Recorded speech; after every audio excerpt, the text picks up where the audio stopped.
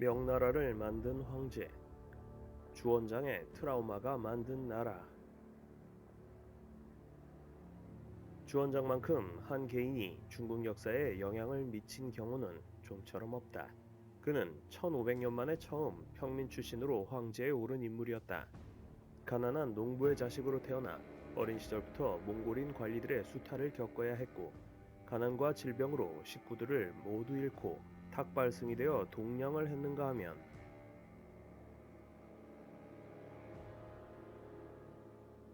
도적 집단에 들어가 무례배짓을 일삼기도 했다. 그런 그가 중국이라는 거대한 제국의 새로운 개국 황제가 되었으니 다음과 같은 네 가지 트라우마가 그의 정치 인생에 강력한 영향을 미친다. 몽골 관리들의 폭정과 수탈, 가난, 폭력, 열등감. 과연 어떠했길래 그럴까? 구체적으로 알아보자. 첫 번째 트라우마, 몽골의 잔재를 말끔히 없애라. 그는 건국 이념으로 무엇보다 중화의 회복을 내세웠다. 때문에 호복 변발부터 금지시켰다. 주원장, 앞으로 오랑캐식 머리와 옷차림을 금한다는, 그리고 수도도 옮겼다. 대도는 오랑캐가 세운 수도임. 이제부터 중국의 수도는 남경임. 또 유교 전통을 다시 부활시켰다. 오랑캐 풍습을 모두 없애고 예전 중국의 유교 전통을 다시 살리자는.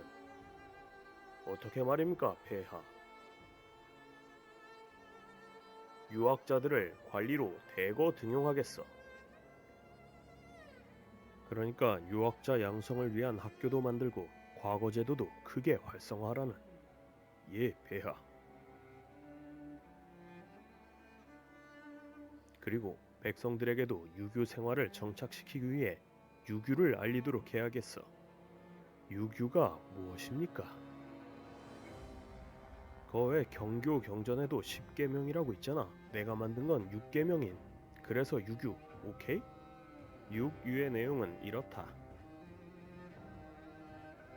2번 트라우마, 민생을 안정시켜라.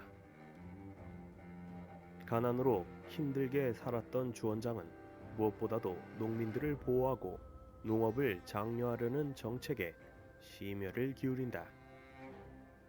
농민들에게 땅을 균등하게 나눠주고 세금은 획기적으로 줄여주겠음. 어떻게 말입니까, 폐하? 호적부와 토지대장을 작성하도록 해서 이걸 기준으로 땅을 공평하게 나누고 세금도 공정하게 거두려고 한다는. 그는 이갑제라는 농촌 공동체를 만든다. 이갑제란 이런 것이다. 이갑제란 이런 것이었다. 한 개의 부잣집이 10개의 일반 서민집을 담당하여 이들에게 세금을 걷고 치안까지 담당한다.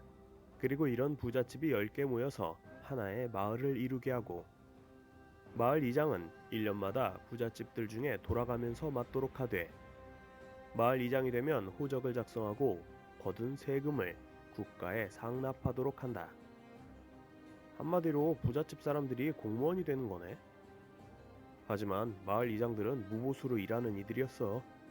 다만 세율은 국가에서 따로 정하지 않고 마을 형편에 맞게 걷어 나라에 올리도록 했지.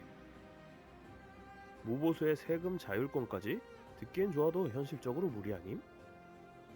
맞아. 이렇게 하면 민생이 안정되고 농촌 사회의 위계 질서도 잡히면서 조화롭게 살아갈 것이라 생각했지만 한계가 있었지.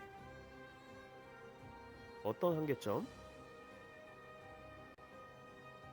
기본적으로 마을 이장은 유력 인사가 맡았기 때문에 곧 그들은 권력을 가지게 되었음. 그러다 보면 암묵적인 수탈도 생겨나고 빈부격차는 더욱 악화되기 마련이지. 세 번째 트라우마, 황제권을 강화하라. 주원장은 강도짓을 해먹던 위인인지라 배운 게 폭력이었다. 때문에 그는 신하들에게 매우 권위적이고 엄격하게 대했다.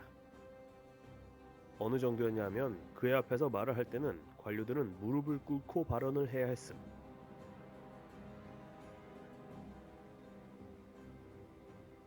헐, 완전 심한데? 때로는 주원장이 직접 관료들에게 매를 휘두르기까지도 했지. 그런 건 황제가 할 행동이 아니잖아. 또 그는 황제의 권위를 확고히 하기 위해 대명률과 같은 법전을 만들어 강력한 황제 독재 체제를 구축하고자 했다. 네 번째 트라우마. 뭐든지 내가 하겠다. 주원장은 미천한 출신 탓에 자격지심이 컸다. 특히 재위 후반에는 의심병까지 생겼다. 이것들이 내가 가난한 농민 출신이라고 무시하는 게 딱 느껴져. 그는 특히 맹자라는 책 내용에 몹시도 불쾌해했다. 뭐시 민심이 천심이니까 군주가 바르지 못하면 바꿔도 된다고? 때문에 그는 맹자의 내용 중 군주의 권위를 억제하는 의미가 내포된 부분을 삭제해버리라 명령했다. 또 과거 급제자가 특정 지역에서만 몰려 나타나자 크게 화를 냈고 이것들이 지역 파벌을 만들려 해? 자신의 권력을 노리고 있다고 의심하여 해당 시형 감독자를 처형하기까지 했다.